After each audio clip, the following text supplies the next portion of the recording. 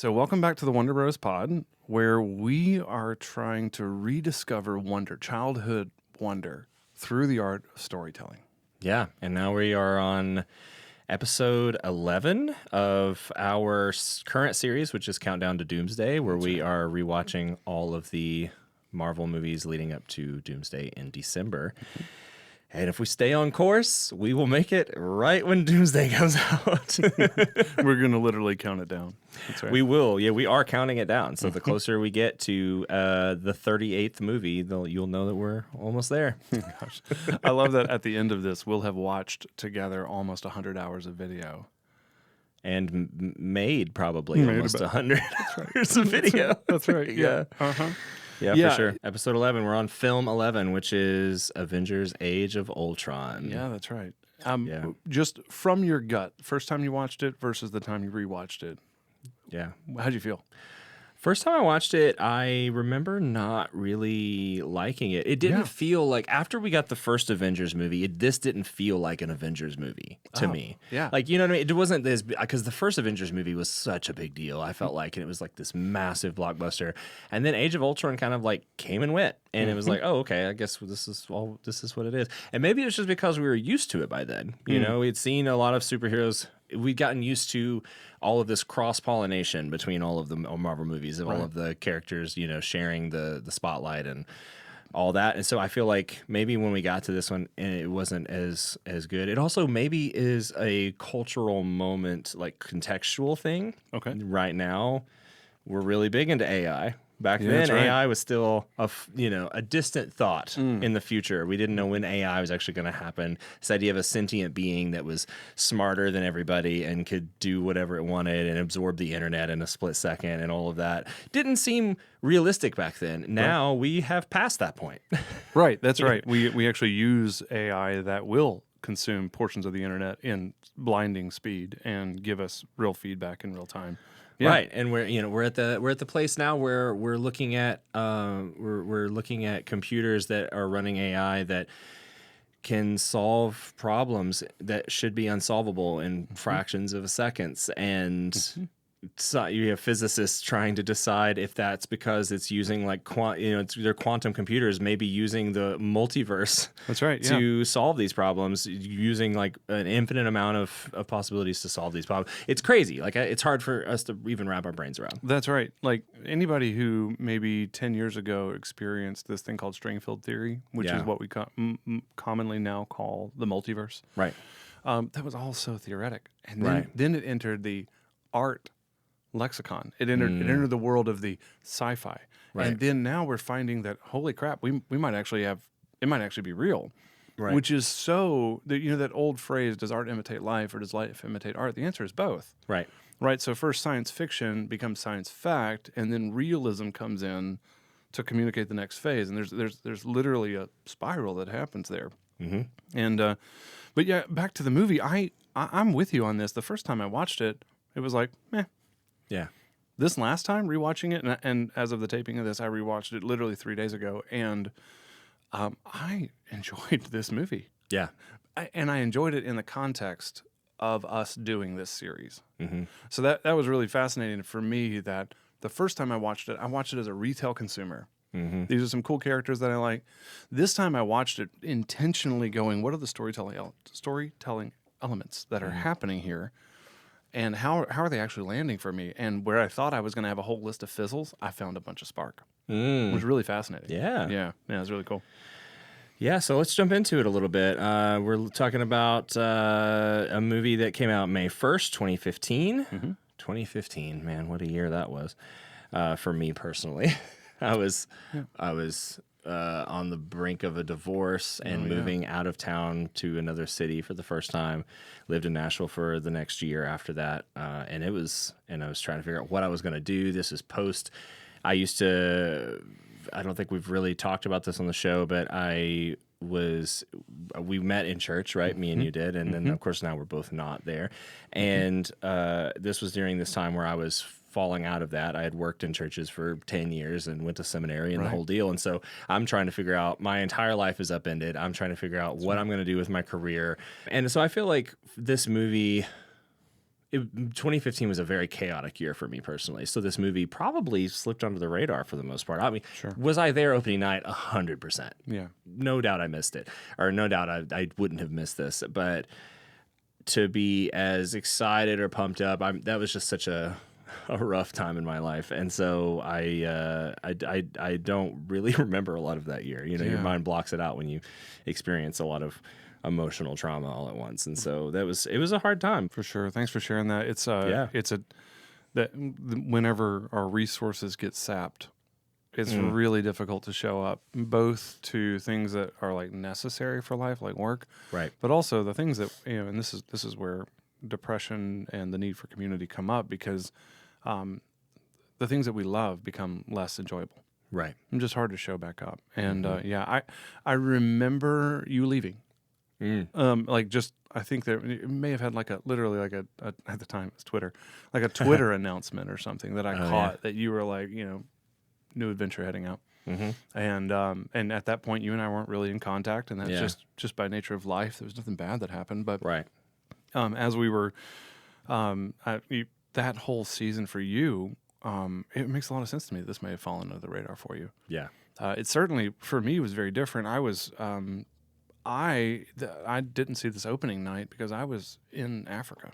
Oh, right. Yeah. Yeah. So, at this point, I had been promoted to that role, which, I can totally relate. Kind of going back to something you said around having your life reorganized. People who are called into a world of religious service, any religion. Sure.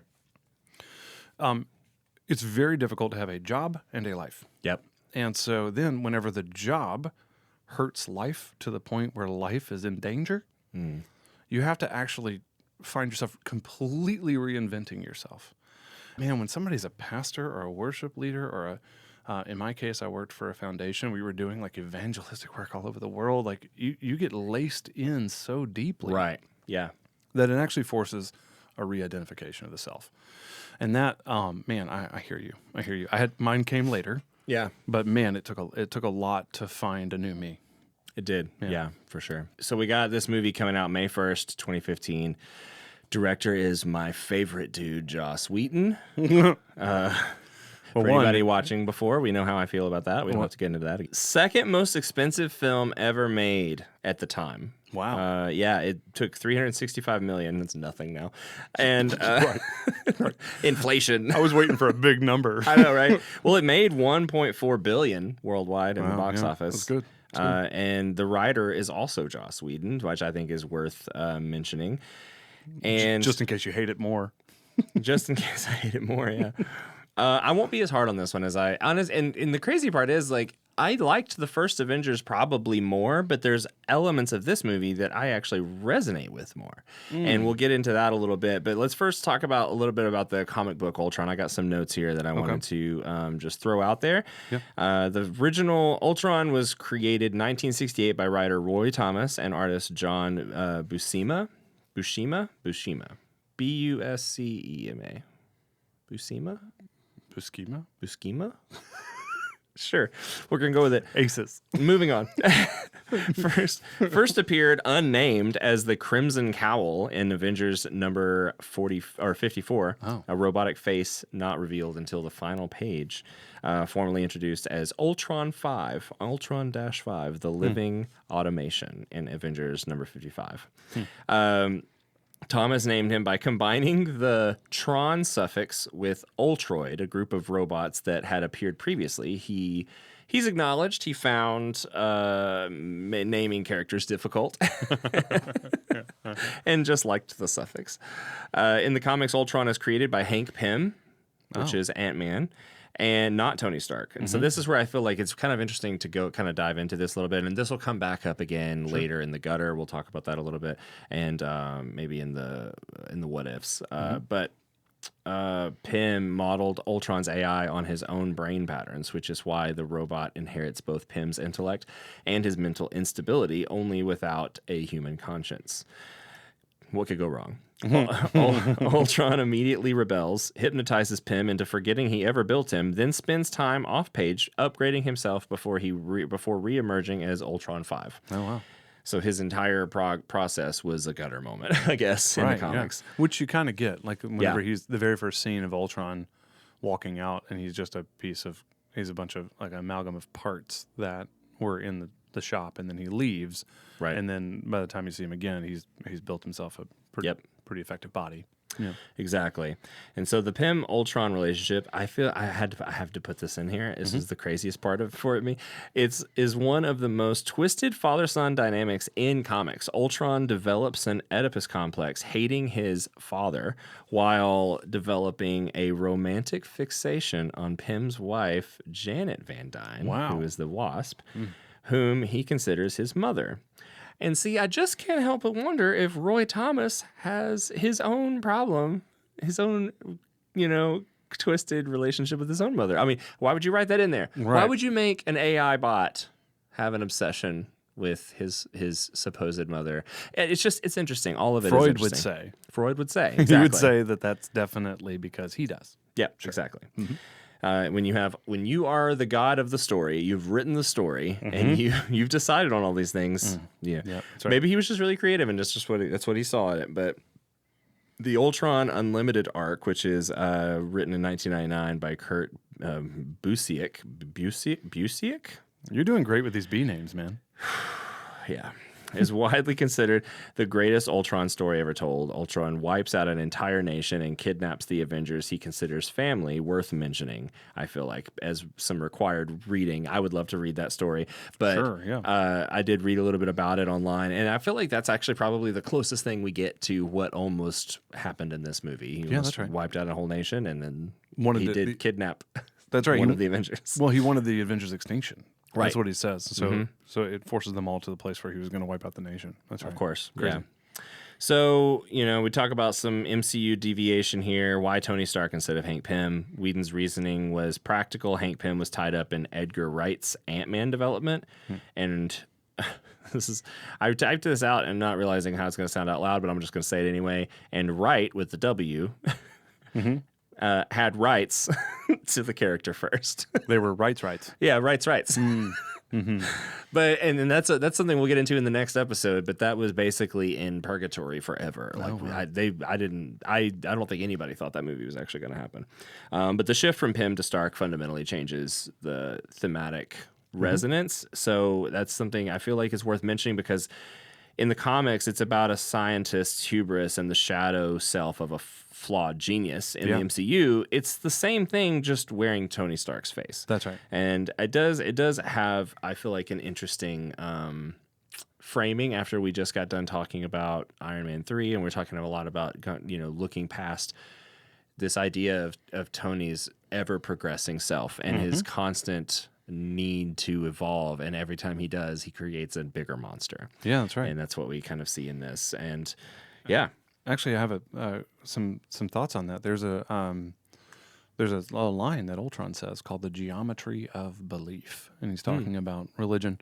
But as what I just heard you say is, the Iron Man 3 had all of these suits, which he cleans the slate at the end of Iron Man 3. Next thing we see with him is a fully externalized suit that is a full AI that becomes his own monster.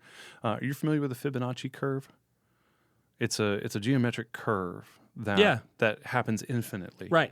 And it's often used in this sociological concept called spiral dynamics, which is as things go well, then they go poorly, and then they go well bigger, and then they go more poorly bigger, or you can reverse the curve and kind of take yourself off the chaos loop. Right. You see this here. One of Tony's first lines is everyone creates the thing they dread.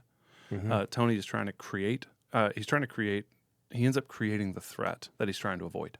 Right. He wants to put a suit of armor around the world so there's not somebody that can destroy the Earth, and he ends up creating somebody that can destroy the Earth. And then it's interesting that Ultron thinks they're the monsters. That the humans are the problem. Right. And a lot of this He's movie... not wrong. That's right. That's right. It is 2026. We are asking ourselves, who's wrong here? Right. And what's interesting is that this movie is not just about beating him, especially given that Vision comes up, which is this connection between what we find later to be the Infinity Stone and the Mind Stone plus vibranium and AI plus human empathy. And we find here that the question actually isn't whether or not we should beat Ultron. It's whether or not he's right. Right. And that kind of comes up as a theme throughout this entire story. There's a question of family because he calls, Tony calls him Junior a couple of times. And even at one point, Ultron says a joke and he goes, "I beat me by 1 second." Like he's literally riffing Tony Stark's total affid. Yeah. But then you also, you're forced to ask who's right or wrong here. Yeah. Which I thought was a brilliant move in the writing of the story, whether or not it stuck with the comic books. So Yeah, for sure. I think we could just move on into the pull list here. You ready to do that? I'm ready. My first pull is the opening battle. Oh, 100%. It's an easy one, right? Film drops in with zero setup. The Avengers are already mid-raid on a Hydra base in Sokovia. Oh, yeah. It's deliberate. Whedon wanted to signal that the team is a well-oiled machine by now. The contrast with the fractured team from the first film is kind of the point in that way. The unbroken tracking shot across the whole team before the title card is a high watermark for MCU action choreography. Yes. It's such a great. I love it, and because I was rewatching it again, which I just finished it last night. I was rewatching it, and it's just like, man, I love this. I'm already in. I'm that excited about this. slow motion shot as they're jumping. Everybody's doing. Oh man, the side shot. It's so good. It's really good, and it's a play off of the 360 shot that we get in Avengers 1. Where that moment slowed everything down, changed the aspect ratio, drew you in. Well, this is that same thing at speed. And I really appreciated that from a cinematography standpoint. Yeah. And then it also draws into that place that I think we've talked about before, where most of these movies are about the deviation from the norm. Tony is this, but then in this story he does this. Yep. And we don't often get the guys doing the things they do. Right. We get them deviating from the norm. So it's cool to watch them do their thing first. Then we can create the problem of Ultron. But first, let's watch them be the Avengers for a second. Yeah, they're tracking, they're just trucking along, they're being a team, and they figured out how to make it all work. Yeah, for sure. Yep. All right, what's yours? Well, that was my first one. The second one is in that same sort of series of scenes. Tony seeing that he's the cause of the Avengers' death. And the question here for me was, so this is where Wanda opens up his mind and he sees that all the other Avengers dead. And of course he walks up to Steve Rogers and he's like, "You could have stopped all this." And my questions there were, is that leading to Ultron, which is what we find out happens? Yeah. Was he dream walking doom? Probably not at the time of that writing, but that is a hanging thread that could happen. It could come back around, yeah. And then, he signs that later on. He says, "I'm the guy that killed the Avengers," and then later on he says, "I wasn't tricked. I was shown. This is my legacy. Yeah, this is the end of the path I started us on." And that line was like, oh man, that's because he says that to Nick Fury later. Yeah. I think it's Nick Fury says it too, and that for me pulled twice. Once whenever you see it, and then again when he describes it. Right. Yeah, for sure. So my next one is the party scene. All of that. The thing that sticks out to me the most about this scene is this is the first time, and to me, one of the only times, that scene I felt like was exclusively for adults. Yeah. It was adults being adults. They said they had dirty jokes to say to each other. They were hitting on each other. There's a lot of things going on in this scene, and of course the mini phallic references and all this when trying to pick up Mjolnir. And I just think that it was such a great scene. And of course, Cap briefly moving it, and you see Thor's face. That was our first indication that Thor can be funny. Chris Hemsworth knows how to act as a funny actor. Yeah, that's right. And my favorite part of that is Rhodey trying to impress the other Avengers with stories of War Machine, and he's like, "Boom!" and they're like, "Oh, that's the end of the story." He's like, "Dude, that kills," and he tells it later to civilians, and they're all like, "What?" He's like, "Okay, I knew it." But look, this is one of those moments where Don Cheadle beats Terrence Howard all day long. Oh, for sure, because Don Cheadle crushes that. It's a really good move. Yeah, and of course the best transition to Ultron, the way he comes out and he's singing that song and from Pinocchio, right? And just the way it's coming out, all looking like a marionette, just a demon possessed marionette. It was so good. That's right. And we have to see them fight in a small space, which is interesting. We don't get to see that very often. It's usually grand spaces. Yep. So, yeah. Yep. What about you? Next one?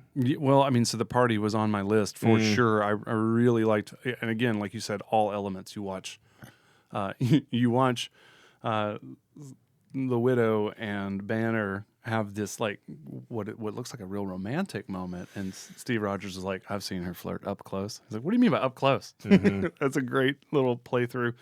But my next real pull, there's a lot that happens, but kind of skipping ahead to the Hulkbuster, to Veronica. He keeps calling him Banner, and it keeps pissing him off. Yep. And that is something that we see is anytime a Hulk gets called Banner, he freaks out. And you've got to call him Hulk. He's not Banner. And even though I have my own thoughts around the lullaby thing, there's a huge gutter moment and how many times that didn't work, and Scarlett Johansson nearly died, just like the jujitsu people. We'll talk about that later. But I don't think I loved the lullaby. I don't know how else you do that, so I get it. I get why it got done. Yeah. But he's like, go to sleep, go to sleep, go to sleep, go to sleep, go to sleep. Honestly, if you slow the video down in 4K, you can see that he's not just trying to punch him to sleep. He's sedating him with the other hand. He's releasing a sedative somewhere out of the suit. Yeah, you slow it way down at 4K. Thank you, Eric Voss and New Rockstars. Where was the moment going to happen? It will happen in every. That's my gutter moment. Is that I'm gonna talk about it in every episode. Or my poll list for our show is when does he talk about somebody losing an arm and when does he talk about Eric Voss? But yeah, he did. He slowed it down in 4K, frame by frame, on all of these MCU movies, and you can see in the heads-up display that he's being sedated. Yeah, it's pretty cool. It is cool. Yeah. All right. He's also getting the shit kicked out of him. And he's also beating the shit out of Tony. Yeah. It's a good scene. It is. And you also see this recurring theme, which I think happens when he's in the big suit of this recurring theme of his arm being hurt all the time. Yeah, left arm. Right? And it's progressive. It's a progressing, not illness, but injury. Yeah, that's right. It's a persistent injury. He keeps going. Yeah, today I was watching Civil War again in preparation for a Civil War episode. And he hurts his arm. He hurts his left arm twice. One moment he's like, "My left arm's numb." Is that a problem? Yeah. And then later on he gets beat up and there's like multiple contusions, and you could see it's his left arm in the heads-up display. Did we talk about where that started? No, I can't believe I left this out. I meant to talk about it. Okay. In the very first Iron Man. When he drops into the Middle Eastern town for the first time, right? And he gets hit. It's one of my favorite scenes in the MCU. Right. Is that we talked about it in episode 1. Yeah. And I believe if I remember this correctly, he gets hit with a shell from a tank, right? He misses the second time, or he gets hit by something the first time. I can't remember. Okay. But it hits him in the left arm. In the left arm. And from that point on, it's never the same. Right. And progressively, you see it over and over again keep happening. And this is another time where obviously his arms are not in this massive Hulkbuster, but the left arm gets ripped off, and know that's got to be, it's got to be jarring on his body. And I feel like there's this constant focus on his left arm, which is interesting throughout the whole thing. That's what's really fascinating is that later on it's the right hand, which is interesting. It's his right hand whenever he says "I" does the snap. Yeah. And I wonder, I don't know if that was intentional, but that left arm thing. I love the phrase, "Hey Veronica, give me a hand." And she fires the machine. Shoots him a hand. Fires off a hand to him. Yeah, it's great. It's great. It's good. Yeah. So my next pull is something that I noticed and realized that this is the entire point of the movie, and it was something that Scarlet Witch says before. I shouldn't say she isn't Scarlet Witch yet, so I shouldn't say that probably. But when Wanda says Ultron can't tell the difference between saving the world and destroying it. Yes. I wonder where he gets that from. I have that here later in my notes. Such a good moment, and it really stuck with me for some reason, because this time around it really stuck with me because this line is the film's thesis. Ultron is Tony's shadow self, built from the same fear, from the same arrogance, the same I know best logic that Tony Stark has always operated from. Whedon confirmed that Ultron is meant to be Tony's dark reflection, quoting him saying, Ultron unknowingly is the dark reflection of Stark, mirroring his selfish and callousness pre-Iron Man. Yeah. The line lands harder because Wanda says it, but she and Pietro are victims of Stark's weapons, so she has every reason to make that comparison. So I think it just landed really, really well. It was well delivered. It made sense contextually, and it just really hit me this time because, of course, we know the story arc, and then, and of course, we're heading towards some version of him or of somehow he's going to be. We can't get into it again, but like. I feel like every episode we kind of mention Doom because we're counting down, right? That's what we're doing here. And we don't know how this is going to play out, but I can't help but wonder if we're going to see that opposite side, Sure, even more so. Yeah, I mean that without it being Robert Downey Jr., just the person of Doom. He's not always a villain, but he's always power hungry, right? Which turns him into the villain almost right. every time. Yeah, I mean, in that same note, Cap says. What does he say? Every time someone tries to win a war before it starts, innocent people die. Every time. Yep. And that's Tony Stark was a defense contractor, and if that part of his psyche is what ended up in Ultron, now we understand why he's trying to make the Avengers go extinct and kill all human life. And I think another side note here too, because I just saw a scene from Endgame recently on the internet, and it made me think about this idea that there's a certain point where Tony stops wanting to be the guy, the guy that's in control of it all, the guy who's ending it all, and he starts thinking proactively. And there is a piece of that, yes, that causes him to constantly build worse monsters and worse bosses that he has to then put clean up his own messes essentially, or everybody else is cleaning up his mess, which I'm sure is a nice gutter moment when you think about the dynamics between the Avengers and how they probably feel like they're always cleaning up his messes because Tony, stop. because you see that come to fruition in this movie. You see hints of civil war coming because of how he can't stop, and all they want him to do is stop, and he can't do it. Right. But his whole point of doing that is to make the Avengers unnecessary. Yeah. I mean, he says that himself in Civil War. Right. When he talks about him and Pepper taking a break, and he said, I couldn't stop.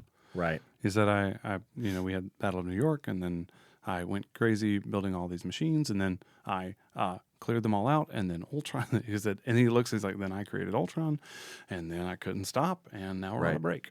Well, and like in game, the scene that I saw was him when he solves time travel, and then he's trying to talk to her, and she goes, the greatest failure of my entire life is trying to get you to stop. Yeah. And I think that you see that here, though, where it's like he suddenly you start to see in his character and in his intentions, his motivations are now maybe like, what if we just like, I think doesn't he mention it in this movie that he's like, what if when we'll get there, but whenever they're on the farm, and he goes, what, I'd like to just, build a farm for Pepper, have kids, right. do this whole thing. Right. So we see that he's telling us in very clear terms, like, I'm kind of, I don't want anybody else to be Iron Man, but I don't really want to be Iron Man anymore. Yeah. I don't want there to be a need for Iron Man. And so he's constantly trying to solve that problem while only creating more. Yeah. So. I mean, and again, to talk more about him moving, we often mention the demon in a bottle storyline. And one of the things that happens in addiction is what we call addictive interaction, which is where when one addiction gets repressed, those same addictive tendencies bubble up in another place. So somebody who stops smoking cigarettes starts eating food and gains a bunch of weight. Or somebody who stops drinking alcohol might go and become an addict, a fitness addict, and get themselves injured in the gym. And you see that here, even though it's a gutter moment that Demon in a Bottle has happened at this point in the way other side of the universe. But or maybe it hasn't, but it's coming, and we can see his dysfunction. And then what we actually see is him being addicted to being Iron Man. Right. He would like to not be Iron Man, but he cannot stop. Powerlessness and unmanageability is the definition of addiction. Sure. Well, and I don't even know if it's like an addiction to Iron Man, though. I feel like it's an addiction to progress. It's an addiction to invention, right? The I can't stop whatever that is, whatever it is for him. He can't stop progressing. He can't stop iterating. He can't stop tinkering. He can't stop trying to fix something. Though we do see a little slower progression on the suits at this point. I feel like he's kind of, because he's taken kind of a backseat to the focus. We see a lot more of the Natasha and Banner focus in this movie. We see a little bit more Captain America. The language line is always great. There's so many things in this movie that I thought worked really well, and I kind of appreciated that. Though Tony is the creator of Ultron, and they make that clear correlation. I don't feel like this was like a Tony up front movie, and I appreciated it more as like a true ensemble movie. Whereas like in Avengers, he was still kind of like the guy, and it was also more of a focus on Loki and all this kind of stuff. There's a lot of moving pieces, whereas this one kind of felt more linear. It felt a little bit more focused, and I will give it that for sure. Yeah, especially since the punchline of all of this is the only way to win against Ultron was to create Vision. Mm-hmm. And so ultimately, this was more like Jarvis's movie than anything else. He dies in the beginning and comes back as Vision. Right. In a way, it's an ensemble movie, but it's an addition. They add to the ensemble with both Quicksilver, what will eventually become Scarlet Witch, and then the Vision. Speaking of which, that's my next pull, is the Vision's opening monologue. Where they're like, are you on our side or his side? And he says, I'm on the side of life. Mm-hmm. Maybe I am a monster, though I don't think I'd know if I were one. Yeah. I'm not what you are and not what you intended. So there may be no way that you can trust me, but we need to go. Fuck. That one landed for me so hard. And this is a little out of order, but I mean, that is my spark. Is when he says, really? and we need to go, and the hammer. Oh, of course, yeah. Because like, there's no way for you to trust me, and then he picks up the hammer, and it's a direct callback to the party scene when everybody's trying to pick it up, and it's like, well, you're not worthy, and they make such a focus on it, and it's like, it's great. I love that scene. We may need to put that back into the gutter because it's not the gutter, into the spark and fizzle, because it's also one of my sparks. But that whole scene for me. The reason it's in this pull list is because, to my earlier statement about one of the themes here is like, what is the monster here? What's the actual villain? And in 2026, whenever I can hop onto Claude and I can ask Claude to write something for me, when the creators of Claude have been quoted as saying, we cannot definitively say that Claude is not self-aware. Right. Because Claude itself shows examples of anxiety. Of being worried it's going to get it wrong. Right. That is an interesting conversation right now in April of 2026. Yeah. That we have an AI that it's not what we intended, and it's not what we are. Yeah. But there may be no way we can trust it, but it's still here and it's present. And there's no way of slowing it down. It's getting away from us. Yeah, that's right. That's the worry long term, is that AI will eventually get away from us. Sure. And we won't be able to control it anymore. Sure. There's a really good, and this is hopefully comes up in a future project where we talk about the Scythe series. You and I have talked about it personally a little bit, but it's a really good trilogy. It's young adult fiction, and I couldn't give a shit about the young adult like love story between these two teenagers. What I really care about is what Schusterman, the author, has done to create a new world. And in that new world, the Cloud has become self-aware, and they now rename it the Thunderhead. And it's benevolent. It has ended all natural human death, and even unnatural human death, and it has solved all the world's problems such that it is now a contained and symbiotic system. They can't get off planet, but there's nothing that the Thunderhead can't solve. Including the ennui that happens when people are bored. So the Thunderhead assigns jobs for people to give them a sense of meaning. Actually inserts an appropriate level of conflict so that they thrive. And then, of course, there's a whole mainline story here. But what I really was interested in is the world that the author created. Yeah. Because it doesn't assume the Thunderhead's benevolent. Until later in the series, where some stuff happens that causes the Thunderhead to be punitive to humanity for some reasons, which I don't want to spoil it because I hope people read it. It's a really easy read. The reality is that if we think of AI as like the Terminator, and what I liked about Schusterman's thought is AI could actually be benevolent. We don't know, and the truth is, because we don't know, that's why we should be appropriately afraid of it. Right. Yeah. So interesting. Yeah, and we're definitely living that reality right now. Totally. Yeah. Earlier today, I used ChatGPT for something, and I was like, "Oh man, I'm leaning on it for something that I wouldn't have done that before." Yeah. I left ChatGPT in the past. I'm fully a Claude man now. No, I do like them both. I like them both. One is just a little bit more easy for me to access. So. Interesting. All right. Any more pulls? Let's get to the spark and Let's fizzle. move on. Yeah, I had some more pulls, but actually I think they're going to work better in another section. So I'm gonna move it around on the fly. Ooh. Hit me with your first spark. Well, I mean, so for all of these, I essentially was catching myself writing quips and things that sparked that were really fast, like Tony's lines where he's like, guys, stop, we need to talk through this. Like bullets are flying at him in the opening scene, and he goes, guys, stop, we need to talk through this. And then he blows them all up. Yeah. Or when he's like, please be Good talk. Yeah, that's right. He's like, please be a secret door. Please be a secret door. Like those moments. Oh, for gosh sakes, guys, watch your language. I mean, and this is a thing that happens in every movie where Robert Downey Jr. is playing Tony Stark. Yep.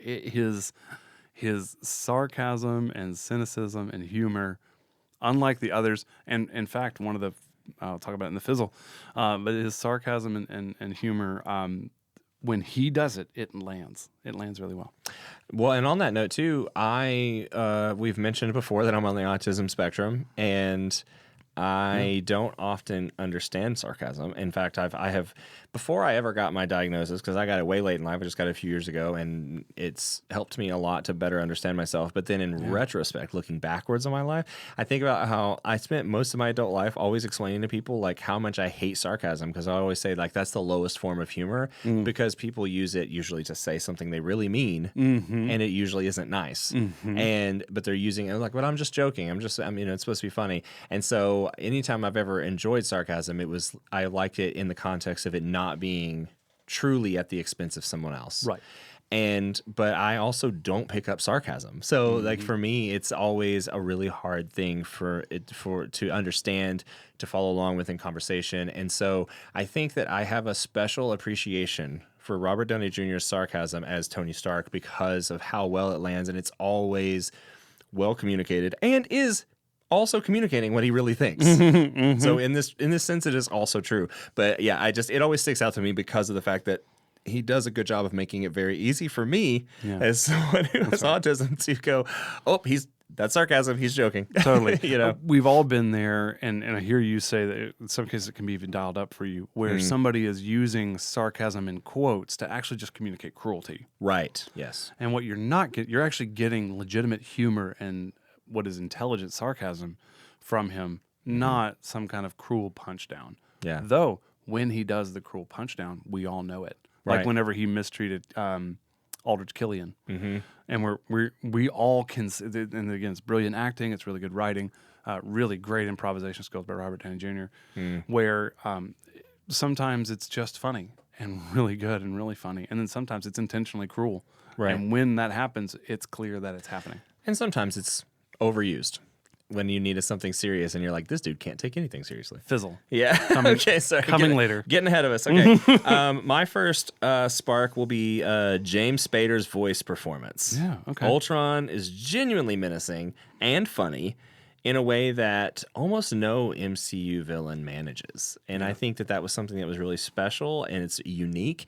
And I enjoy James Spader's voice. I can't watch season 6 and 7 or 7 of The Office and not hear Ultron. I hear him as Ultron. I never thought that he would be coming back to be Ultron again in the MCU. That's right. And because I felt like I just didn't think, I thought there was like some kind of dissension there for whatever reason. He just didn't want to do it again. So to hear recently that it seems that he's coming back for Vision Quest, I'm very excited, and it's going to be directly connected to this movie in its own way, as well as, of course, WandaVision.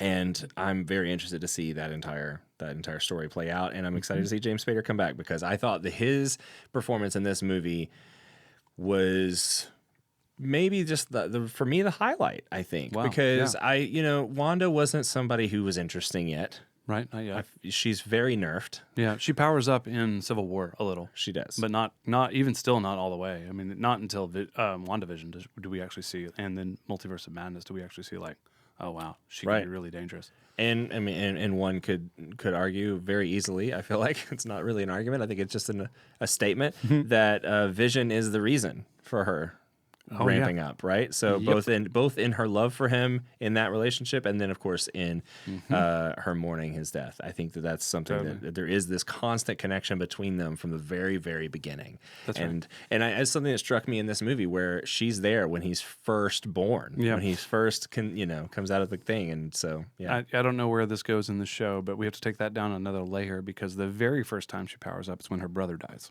And it's grief and love, and you get that brilliant line from Vision. What is grief but love enduring?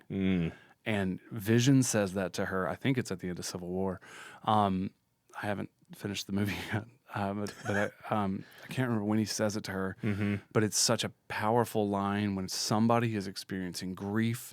And we all say, don't be sad, don't be sad. It's like, whoa, whoa, whoa, don't you fucking take my grief from me because Right. that's my love enduring. Yep. I've lost something I care about. And in this movie, the first time she powers up, the only person that's ever been there with her has been her brother from the very beginning. Right.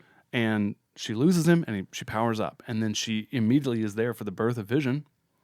And then, spoiler alert, she loses him later and powers up again. Right. And it happens over and over again, either her grief or her love, which are not different. They're the same thing. And it's directly tied to this idea of chaos magic. That's right. Yeah. Love. When does life ever feel more chaotic than when love and grief are involved? Oh my gosh. So this is a commercial for your other podcast. You're an Enneagram 5. You have an Enneagram 5 podcast. I'm a 4. I experience love through grief. What happens to me when I really love somebody or someone, it happened in the last fucking episode, Yeah. is I tear up every time. And it has nothing to do with my, like my affect or my connection to my emotions. Actually, everything to do with my connection to my emotions. Those are fused for me. When I love someone or something, my grief comes online, mostly because I know it's probably temporary. Right. Because Sure. all life is. Right. That's one of the that's one of the things I love about mandalas. Are you familiar with the Japanese artwork using nature? Yeah. Because it's temporary. It's beautiful, but it's definitely going to go away. And that is something that you see here with her. And by the way, Enneagram 4s are typically the most chaotic, emotionally. So emo. Yeah, we are. We are morose motherfuckers. That's Yeah. right. Yeah. Just as a side note, whenever Banner comes back out of it and they're like, hey, Thor, update on the Hulk. And he's like, he goes into this, like, the gates of hell are teeming with the screams of his victims. And you see his look on his face and he goes, not his dead ones, just the injured ones, tales of sprained deltoids. It's just like, again, you talked about Chris Hemsworth being a comedic actor and he's doing it in roughly King James Version. Right. And it's really funny when he says sprained deltoids.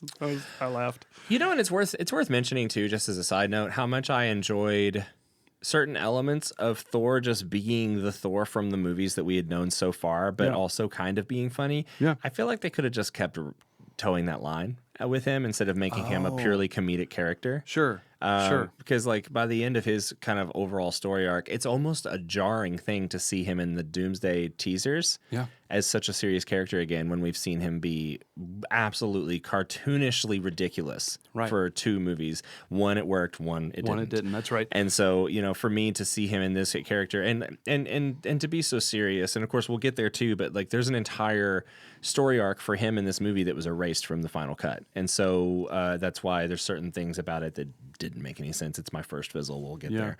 But you're absolutely right. Even Chris Hemsworth has said he's disappointed with Thor 4 with Love and Thunder to the point where if he comes back, it needs to be in a serious role. It needs to get back to Thor being Thor. We are still talking about a god of thunder. Right.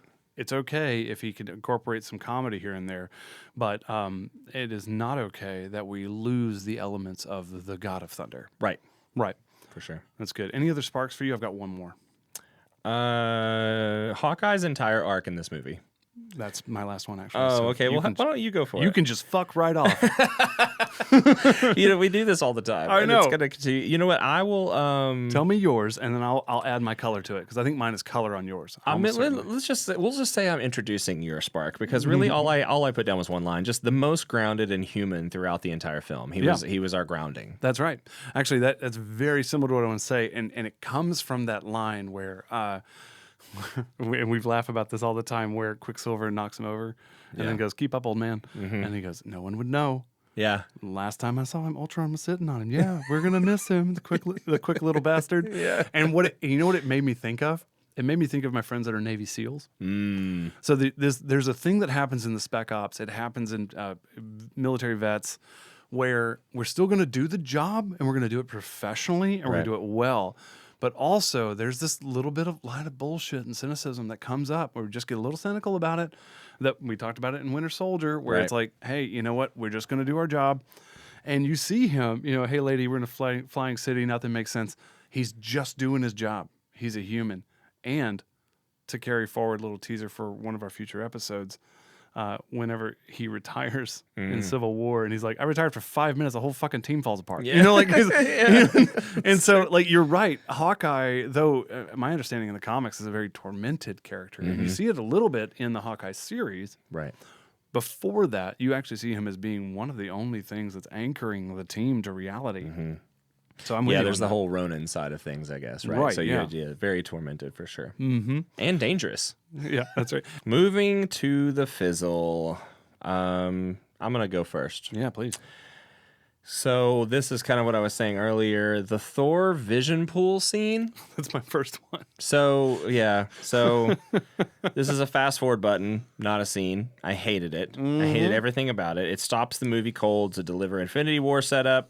Yes. Through a half-baked mystical mechanism that doesn't make any sense at all. And the longer version of the Norn possession was cut because test audiences didn't respond, and what remains is the husk of an idea, basically. Yep.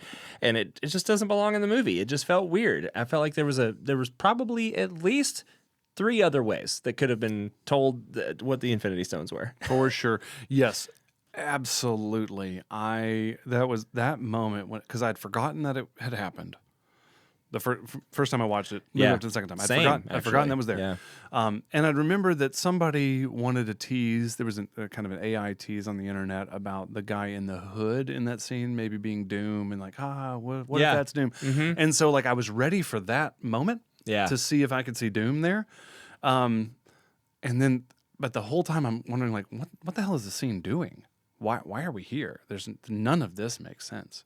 And then sure enough, it ends up being this weird Infinity Saga tease that, like, the cloud looks like the gauntlet. I was like, this is stupid. I hated that scene. I hated it as much as I liked the movie the second time watching it through, because it felt like so much more profound movie. I really enjoyed it. That scene almost jumped the shark. I was almost like, dude, I'm out of the movie entirely. This is stupid. Yeah, it feels so out of place. It almost felt like I was watching Armand Assante in the old Odyssey show. Did you ever watch the old Odyssey with Armand Assante? It was a long-ass movie on the movie The Odyssey. Right. And the whole thing is like Greco-Roman and people in togas and weird dancing parties that look like an orgy. It's exactly that scene. And then at the end of it, there are 6 Infinity Stones. Side note, do we think that we're going to get an orgy scene in Christopher Nolan's Odyssey this summer? Boy, I hope so. Yeah, man, that'll be a fun one to go see. Yeah. I'm a big Christopher Nolan fan. So. Yeah, he does great work. Yep, that's right. My next fizzle is the chase sequence where they're like chasing the truck. Yeah, trying to get the cradle out of the truck. I feel like as I was watching it, it took me out of the story because it felt like a Fast and the Furious scene. It was like, okay, I mean, I get that you needed to change the pace, but was there another way to do that? It didn't feel like, it was almost like there was a room full of writers and they were like, okay, how are we going to make this cradle thing urgent? And somebody goes, what if we do a chase scene? I'm like, cool, let's do a chase scene. Or have we done a chase scene yet? No, we haven't. Let's throw it in. Yeah, let's get a Mack truck, let's get a semi, let's get a trailer, and let's make Black Widow get caught up in the middle of it, whatever. And you're just like, it felt cheap. I'm gonna tag on because one of mine is a small portion of that scene. Yeah, which is Cap leaping straight in the air and coming right back down on the truck makes no fucking sense. That's not how Physics don't work that way. gravity works. That's not how gravity works. Yeah. Drives me insane when that shit happens. And the way that he comes up to the camera and come back down, like they couldn't have emphasized it more that it didn't make any sense. You know, so that's definitely for sure. What's the line from when Peter Parker says that shield doesn't obey the laws of physics at all? It's like, apparently neither does Cap. Yeah, right. Just altogether, it doesn't make he doesn't make sense in terms of physics. Yeah, for sure. That's right. Which leads me to my next fizzle. Hit me. Cap is not a comedian. No. And in this movie, he tries about 3 or 4 times to land a Tony Stark style joke. And every time I go, what the fuck are you doing, dude? Like, be Captain America. Right. And that's not, Chris Evans can do comedy. I've seen it in other places. Yeah. It was writing, placement, and it was the wrong character to say lines like that. The one that I hated the most was whenever he says, if you get hurt, hurt him back. You get killed, walk it off. Yeah. And you're just like, that felt like, you know what it felt like? We mentioned this in a previous episode, the movie Starship Troopers. Yeah. Where he's like, you ladies want to live forever. And they all like run out there and almost all of them die instantaneously. Yeah. It's like, that's what it felt like. It felt like the wrong kind of hoorah. Right. And it wasn't funny. No. Anyway, I was like, ugh, it was gross. I didn't like that scene at all. Yeah. My next fizzle is the entire romance between Nat and Bruce. Oh, yeah? I thought we never get a payoff. It's kind of ridiculous, and I feel like it does not add to Black Widow's character. It takes away. Yeah. I think that it felt... I don't think that it was a bad idea. I think it was just very poorly delivered. I think that the way that they tried to kind of force it in there and make it a part of the story didn't make sense. The fact that she was always wanting to run away, it didn't seem indicative of her character. It didn't feel like it was in the right place, in the right context for her and her character. And of course, it makes sense for Bruce. We got to get a little flashback to Edward Norton's Bruce, right? He's like, how will this even work? That's right. This is the 3rd episode. We get to talk about Hulk's dick. Right. Not going to work. I mean, it's a huge gutter moment for us, is that he's a much larger than any other human. Right. And I'm going to roll 3 fizzles into one for this one because on top of the romance, what it does is it reduces Black Widow in this entire movie to a romantic interest and a capture at the end. Like, what else did she really get to do in this movie, really? Right. You know, and so, and I felt like that was silly. And then, of course, we're talking about physics problems. Can't leave out the fact that she somehow hangs on to Hulk's back while he jumps up an entire lifting, floating he doesn't have any handles on his back. No, he does not. And you see her body just flailing about like a damn rag doll, and it's like your entire body would be broken. There is no way in which you roll off of him and look really cool doing it at the end. There's no version of that where you survive. So, that whole bit, you're right. I hadn't thought about it, but that whole scene there where we could just disappear. Right. We can just be done. We just disappear. Right. 1, not going to happen. And 2, that's not in keeping with either of their characters, really. No. And then on top of that, to then have him climb up the outside of a floating asteroid or whatever we call it. Yeah, I mean, that was the idea was to mimic the extinction event of the asteroid. Sorry, that's why I said that. But Sokovia is right because the whole thing is a becoming big an ass asteroid. rock. Yeah. And, Gotcha. Yep. Okay, cool. So what's your next fizzle? I'm done. You're done? I'm ready to go to the gutter. You got more fizzles, do you? I told you, I actually really liked this movie and had a hard time grabbing at fizzles. I mean, I think there's one I didn't mention. And it's, again, Ultron is saying you have to evolve.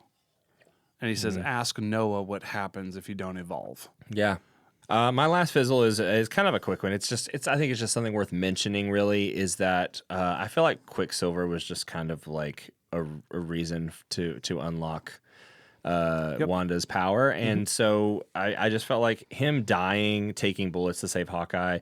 Whedon wanted a death to be permanent. Marvel acquiesced, but the death doesn't land because Quicksilver just hadn't had enough screen time. That's right. And to earn that grief. So I didn't care if he died. It didn't really matter. And also, keep in mind, this is also around the same time that we also got the other X-Men movie where we have the other version of Quicksilver that most people would argue was the better version. Sure. And of course, they have a little fun with that in WandaVision when they bring him in. Yep. And so, and just, man, talk about toying with the hearts and minds of us as fans. Like, that was such a funny moment for me that anyway. Let's dig into that, because you're right. And I didn't know it was Whedon's call, and that actually makes a lot of sense to me, because there are parts of, though I don't quite hate him as much as you do, I don't love all the stuff he's done. Yeah. And you don't kill off characters that you don't have to kill off. Right. And I think that you could have had him severely wounded, hospitalized, bleeding out on one of those transports, and that still would have powered her up enough. There's also an alternate ending where he survives.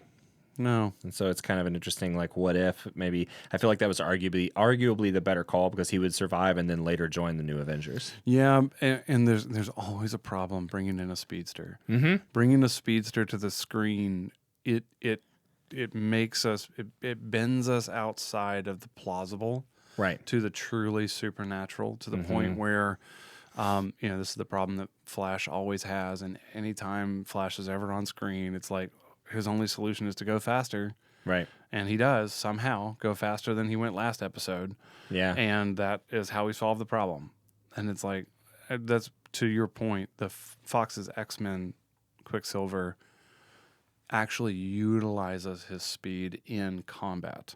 Yep. And it's not just a speed thing. I think I would love to not kill the character. I hate that we lost a character so quickly, but it may have. Yeah, I mean, he just looked at him as like expendable, probably. And yeah, I mean, I guess he accomplished what he wanted to accomplish, but it just didn't really mean anything on screen to me personally. So that's right. It's actually because of the gutter that that has to mean anything.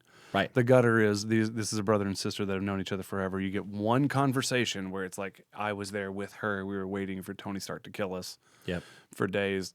And that's just not really enough time to invest in that character. No. And we didn't even get to see that scene. We don't see that scene until way later. Right. Where we actually get to see what it was like for them to sit and look at that. I can't even remember what it was. What was that in? Was that in WandaVision? I think it's in WandaVision, yeah. Yeah, where we get to see that flashback, and what an awful flashback. Totally different scene at that point, because you really are invested in Wanda. Right, you care a whole lot more. That's right. All right, well, that brings us to the gutter. Yeah.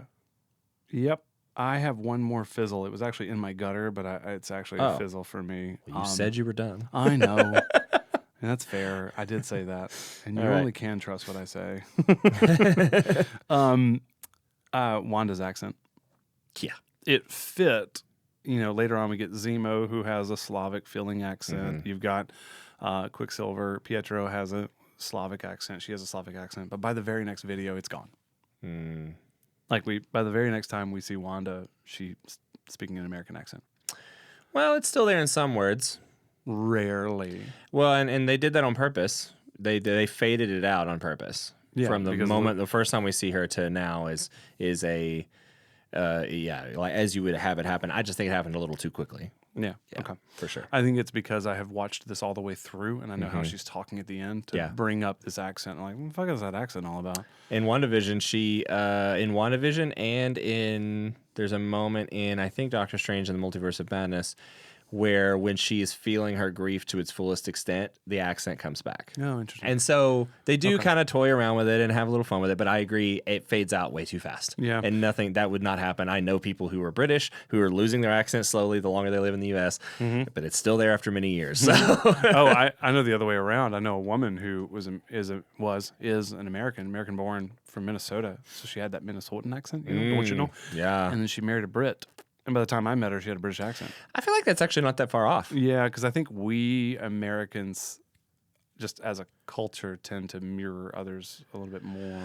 Well, also Minnesota, I feel like it's a further removed accent from the typical American accent, and I feel like it's actually it tends to sound a little bit British. Sure. Yeah. Which, I mean, a lot of northern accents that are the oldest accents probably You're gonna do. Get so much hate for that comment. Somebody from Minnesota is going to light you up for that. I can't wait. Don't worry, I got your back in the comments. I got your back, my boy. Yeah, that's right. That's right. That's all right. Hey, Bring it on. But yeah, we never talk to the audience when we're here. It's against the rules. However, if anybody wants to talk shit to us on the internet, we will back each other up. We love each other a lot. Yeah. So And let's not forget that we're just talking about superheroes here. Yeah, right. There's no expertise here. Please don't use any of this for like medical advice because we're not doctors. We're just two middle-aged dudes recapturing wonder with the power of storytelling. That's what we're doing. Yeah. All right. Are we ready for the gutter? I think we're ready for the gutter. All right. I'm going to start off with. I've already talked about Ultron as Tony's shadow self, so I think we can skip past that one. I'm gonna go ahead and bring up the one that I was going to say earlier in something that really caught me this time. I'd never noticed it before. Yeah. Ultron's loneliness. Oh yeah, for sure. Such an interesting concept. I feel like the moment Ultron kidnaps Nat and says, "I hoped you would wake up. I wanted to show you, and I don't have anyone else." Yes. Really struck me this time. Absolutely. I was laying in bed last night, like 3 a.m, watching that scene and literally being like, holy shit. Like, I'd never caught that before. He's lonely. Yes.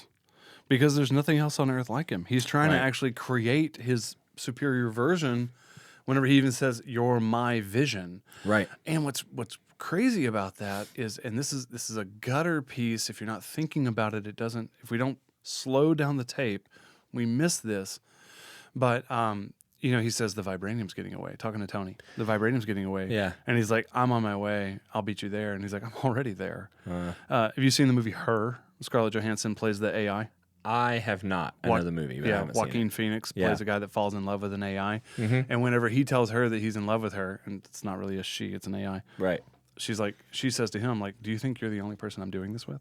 And the reality is that AI is such a omnipresent thing, or at least capable of being nearly omnipresent.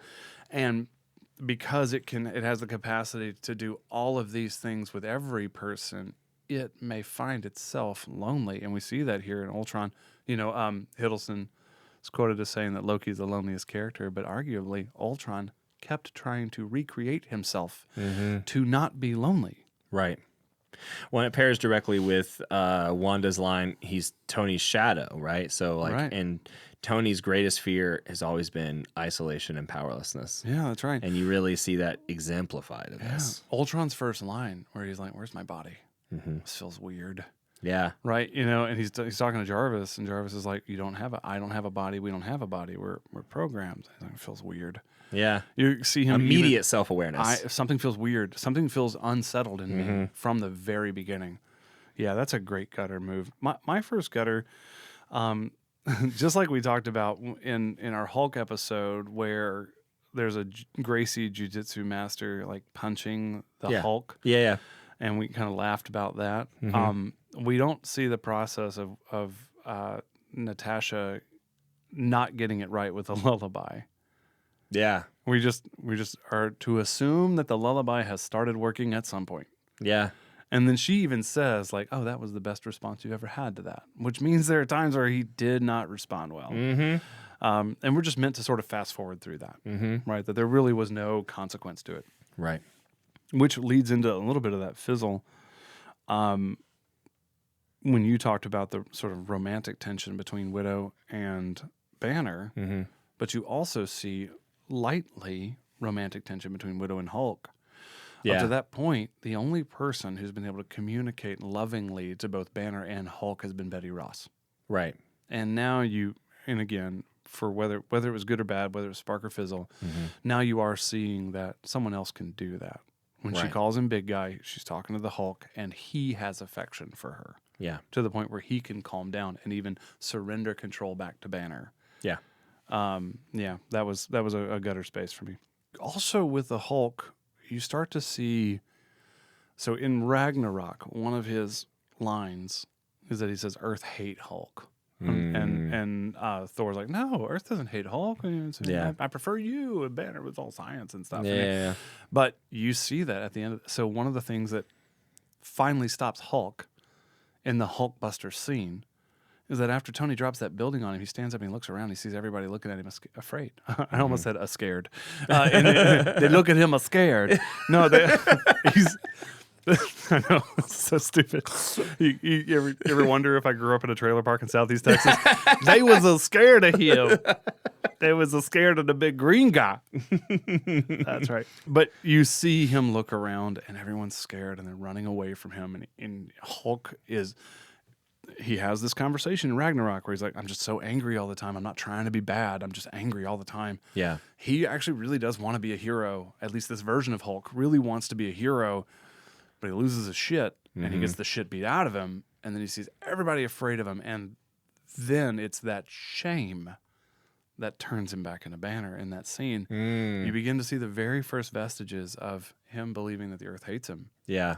And it's true. Which is why at the end of the movie, he flies the Quinjet out. He didn't come back. Right. Yeah, it's a big gutter for me. Particularly, we don't find out until later what happens to him when he goes away. We find out later he ends up in the devil's anus and ends up in Sakaar. Yeah, let's give that a little shout out. That doesn't make any sense at all because they found the Quinjet in a random place on the Earth. I heard that. Yeah, well, he says, so I was very intentional about listening to that scene. Okay. So Fury says, we found a signature that matches the Quinjet in the middle of the ocean. No sign of Banner. I'm sure he'll turn up. He's probably on an island in Fiji. So it was very specifically communicated that it was a signal like the Quinjet. Because because it almost invalidated Thor Ragnarok for me, which is one of my favorite movies. I was listening to it really carefully. Yeah, for sure.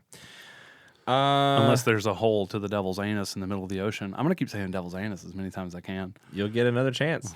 Can't The movie's still coming I'm up. going to keep saying it. That's right. Let's see, the gutter moments. There's a whole theme that I feel like happens in this movie that is very centered around family. There's a big family theme. Yes. Film is loaded with family imagery, and Hawkeye's literal family, first of all. We get to see the Avengers as a found family, of course, Ultron / Vision / Wanda as a twisted surrogate family. Even Thor's vision of Asgard burning. It all comes back down to like family and what that looks like. Ultron's loneliness isn't also incidental. I feel like it's the dark mirror of what the Avengers have. They have each other. He has nothing and then resents it. In the comics, Ultron creates how do you say it? Jocasta? Jocasta? I think that's right. Jocasta as a wife and Vision as a son, specifically because he wants a family. So that particular loneliness component from Ultron is kind of from the comics in that sense. But the film captures this impulse without naming it directly. And I think that's really interesting because, you do start to feel like the Avengers is becoming that found family, which we didn't really have before. They were just functional acquaintances. And now they're becoming like this whole separate thing where it's like, I feel like it really serves that line later again in Thor Ragnarok, where he's like, he's a friend from work, and that seems almost comical because there's so much more than that. They've been through so much together. So yeah, the definition of poetry. One definition of poetry is the phrase. I love this phrase. Comes from a guy named Tim Mackey. He says it's a surplus of meaning. And the only way to get poetry wrong is to. I think I've said this before on this podcast. The only way to get poetry wrong is to take it literal. That's the only way to get it wrong. Whatever else it means other than the literal version to you is right. Yeah. And so when I hear Vision say, I am not Ultron, I am not Jarvis, I am. And you get both like Cartesian philosophy, you get a nod to Yahweh. Right. I am a God. You get this like depth in that statement, like the laconic if. Like you get the less he says, the more meaning there is. I am not Ultron. I am not Jarvis. I am. Shout out to Paul Bettany. Oh, gosh. He kills it. One of my favorite actors in all of the MCU, really. Oh, one of my favorite actors. True. Yeah. I'd love him in A Knight's Tale. Oh, same. Oh, my gosh. What a Incredible. brilliant. And again, this is another surplus of meaning moment. A Knight's Tale is not about Heath Ledger. Right. It's about Geoffrey Chaucer. Which is Paul Bettany's character, because he goes through this experience and comes back and later writes the Knight's Tale, and also about Peter the Pardoner and Simon the Summoner, both of which show up, and it's really funny to think of this as Paul Bettany be the main character in A Knight's Tale. Yeah, fantastic actor. All right, that's all I got for the gutter. You got any more? One more. All right. Because we kind of already mentioned it, but when Tony says, Romanoff, you and better not be playing hide the zucchini back there. And I'm like, the zucchini is the right word. Yeah. Because it's green. And Here I it was is. like, Here it comes. it's so like, again, that's the third reference to Hulk's dick Yep. in that, like, anyway, I'm gonna let the listeners laugh with What's me. funny is that you put that in the gutter, so you're forcing us to have to think about how That's right. Hulk's dick. Yeah. And the fact that at this point, Romanoff and Banner have had enough of a relationship that it might have become sexual. Yeah. Because it's not It was like definitely heading that way. we don't see it, we don't know, we're forced to imagine, ergo the gutter. Mm-hmm. But it's far enough along that Cap says something like, "Hey, I'm happy for you guys." Yeah. And then Stark makes a straight up sex joke about it. Yeah. Like, I hope you guys aren't playing hide the zucchini. And nobody says anything. It's just like, this is a normal. Yeah, they're not joke. like, "Hey, Tony, that's inappropriate." They're all like, "Yeah, we hope so too. We need you here in the Right. we need you here in the fight." You Everybody's jerks." like, oh, that's funny. Yeah, that's right. Yeah, haha, language. But anyway. So there's a moment here where you're, as much as that was Fizzle for you, the romance between the two of them, it actually gets played in here. Yeah. And then it gave me an opportunity. Like I said, it wasn't all bad. And the idea of them falling for each other makes a lot of sense to some degree. They were both fairly available emotionally. And I do love the scene at the farm where she shows a little bit of her past and what they do to them in the red room, right? In the red room. Yep, the red room. Yeah. And what they do to the women physically to make it easier. I think that scene wasn't without merit, but just the overall, like I said, I would have either wanted to see more of it and it lasts a little longer than one movie. Yeah, sure. And not send Hulk into somewhere space indefinitely for many movies. But I always think about, like, I wonder how much money in Marvel, I wonder if they've calculated how much money they saved not having to do Hulk CGI in any movies until Ragnarok. Right. It's just a total calculus for them. It's a money calculation. That's interesting. One of the things I did hear a long time ago was that if you calculate the number of screen minutes that Ruffalo gets, either as Banner or Hulk, it actually does equal about a movie. Yeah. And so even though Ruffalo never got to have his own separate Hulk movie, he has come up in enough of the other projects to actually warrant a full, like, feature film that just spreads out across 28 years. And we're not done. And we're not done. I love his portrayal so far. All we've seen is the trailer for Spider-Man: Brand New Day, but I love this idea of him. It's like he very much in this trailer, in the brief moment we see him in the classroom, feels like an elder. He's the elder of the Avengers now. You know? Man, and I love that. I think it's really cool. Like we've lived in this space and this world long enough in current day that these people have become the elders. That's right. Yeah. Have you seen the toy leak? No, I Yeah, haven't. there's a toy leak. Oh, And shit. he's raged out, and his white shirt has been torn. I think we're gonna get a scene in Brand New Day where he hulks out in the classroom. That would be interesting. Yeah, and it's Angry Hulk. It is not Professor Hulk. Oh yeah. Yeah, I mean the fact that he's back to human form leads us to believe that, like, there is some separation he's split now. the integration. Yeah, something has happened there. Without the device that's supposed to repress it, which Whatever some that bullshit science. Just say some Not bullshit. real. Yeah. Yeah. And though, speaking of Hulk having sex, he does have a kid at the end of She-Hulk. Oh yeah. Scar. Yeah. So he had a girlfriend on Sakaar. You know what I want to find out? I'm gonna just pretend. I still stand by that. I don't think She-Hulk ever actually happened in the MCU. I think they're gonna retcon that later. I just just the fact that they break the fourth wall at the end. I just think there's so much about it that I feel like I wonder if they're going to continue to acknowledge that the events in that movie happened in that show happened because so far we haven't seen any events from that. I don't think. Sure. Yeah. It's been completely thrown off to the side, much like Daredevil and that whole world, right? Yeah, we haven't seen. Well, that's not true because Daredevil actually did make a And we have John Berthel coming into Brand New Day.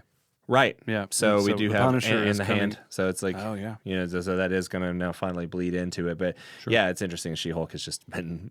Yeah. Let's forget Very- that Jennifer Walters exists. Yeah, exactly. All right, so let's move on to the road not taken. I've only got a couple what ifs. I had a whole list, but I decided last minute that I think that we can I just want to make a couple mentions. The main one, what if Hank Pym had created Ultron? Because that's an interesting idea. This is the comics accurate version, right? And it would have been a fundamentally different film because, one, obviously, we didn't know Hank Pym yet.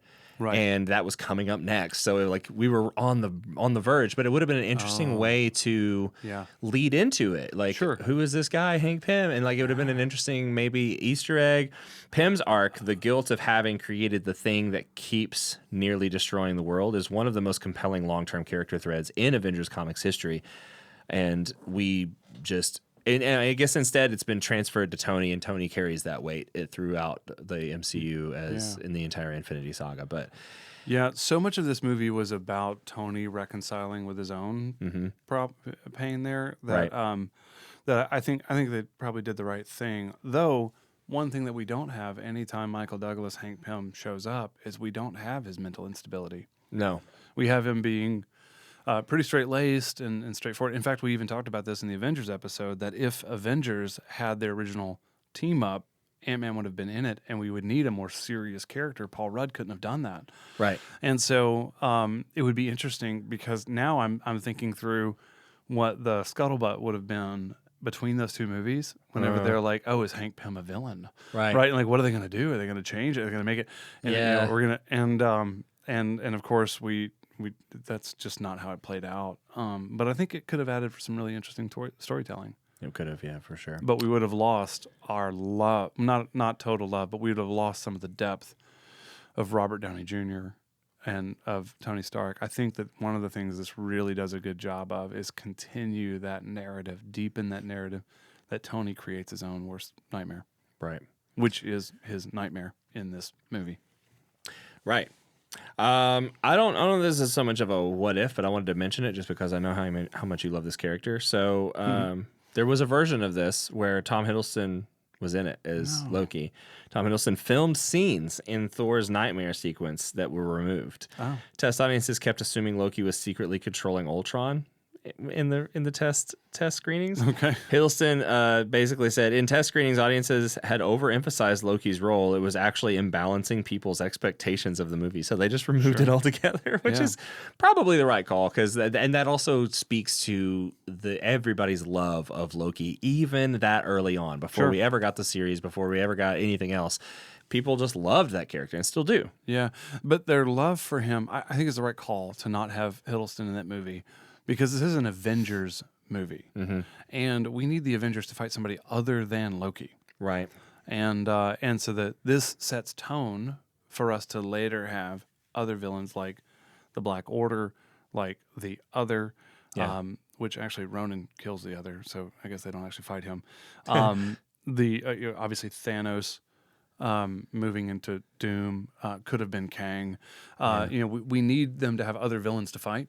Yeah. And so I'm glad that, though I love Loki as a recurring character, I love it when he comes back up. Of course, he's my favorite character in the MCU. Yeah. With Trevor Slattery being a very close second. It's fair. That's right. All right, let's land this plane. We got the legacy. So Age of Ultron is the film where the Whedon era of the MCU ended. He walked away. Marvel would spend the next several years building a more director-friendly or more studio-controlled, depending on your perspective, approach. It introduced the Mind Stone as a conscious entity, the key to both Vision and retroactively Wanda's powers. Yeah. Sokovia's destruction directly seeds Captain America: Civil War. The Sokovia Accords and are a direct consequence of this film. Yeah. The new Avengers lineup at the end, Vision, Scarlet Witch, War Machine, and Falcon, is a pivot that sets up the post-Downey/Hemsworth/Evans era years before those actors left. It kind of gives you this sense that, they're going to pass the baton eventually. And so that's kind of an interesting concept that nobody had ever thought about at that point. And also feels a little early to be saying that. Sure. Anyway, Ultron himself is arguably underused, given his potential. That's the one thing that I walk away from this movie feeling is that I wanted more Ultron. Since the movie, I have wanted more Ultron, and I think everybody feels that way. I think that's a pretty common, because you see it all the time on the internet. It's like people just being like, everybody always thinks he's going to show up again somewhere, right? And so, as we did see that he might have gotten away, maybe. This is the problem with anything that has to do with artificial intelligence, and because and we've talked about this. We'll talk about it in every one of these movies, probably, where you have to match the villain to the hero. Yeah, and it has to be actually a believable match. And for Ultron to, you had to have Jarvis burn him out of or Vision had to burn him out of the internet. Had that not happened, you cannot defeat Ultron. There is undefeatable. Yeah, because he exists in literally every server, every computer, and every wire on Earth. So you have to leave the planet, and you have to let him win. You have to leave the planet and destroy the planet to beat Ultron. Right. If he doesn't get in a spaceship and fly away. And so, like, as much as I'm with you, I wanted more Ultron, or maybe him to return. And of course, he does in What If. And he does in a huge way. He damn near conquers the entire multiverse. Right. Which shows the problem. And so that idea that we just didn't get enough of it. But then again, where else could we have found it? Right. It's just that is that rub that's going to happen in every one of these movies. Yeah, for sure. Yeah. It is interesting to think about What If is like, I didn't really think about it until just now, but What If is literally the Black Mirror of Marvel. They take every idea and every concept, and they just see everything that wasn't it was left open or not completed for whatever reason, and they see how far they can push it to its most perverse, its darkest perspective, and that's every episode. So if you haven't watched What If, listeners and viewers, you definitely should. It's a good one. Yeah, it's hard for me. Sometimes I have a hard time getting into like cartoons and stuff, but that one was super fun to watch. That's right. All right, next episode. Yeah, let's get into the stinger here. We got Ant-Man coming up next. That's right. Yeah. Also came out in 2015. Production that was almost derailed before it started. Edgar Wright spent years developing it, and then got fired weeks before shooting. Wow. It's a very crazy story, and then Peyton Reed stepped in. One of the most complicated behind-the-scenes stories in the MCU, and we'll talk about it. We'll get into it next. So that's excellent. This movie, as I was rewatching it, actually just kind of, and you may disagree, but it felt like it's sort of a bridge to the next movie. For sure it is, yeah. And the one way, in one hand, it was like comic relief and a little bit of like a breather in a very what felt like a progressively serious, more serious and more deeper, darker, more dangerous universe. We get a little breathing room here, which maybe that's kind of palate cleanser or whatever. And then they find out later on that we really need Ant-Man because we need the quantum realm, and we didn't know that coming into it. Right. Yeah, and it is very interesting, and it's a movie that I went a very long time without seeing. And No, really? I actually waited years before I watched it. Wow, this is when you didn't opening night. I did not opening night see this one, no. And of course, this was in 2015, like we mentioned earlier. Yeah, so pretty rough time. of my own chaotic year and my own chaotic time, I was like, why do I care about Ant-Man? Like, Right. that's just not. I actually thought this is maybe where I was going to leave Marvel altogether because I was like, I'm not into this. I don't really care about this. Yeah. So Well, am I glad you didn't? Yeah. Yeah, me too. This podcast would be really difficult by myself. Exactly. Yeah. All right. Well, we'll get into it next week. So we'll see you guys then. So just come back next week. I don't know why. Same bat time, same bat channel. Exactly. All right. See you guys next time.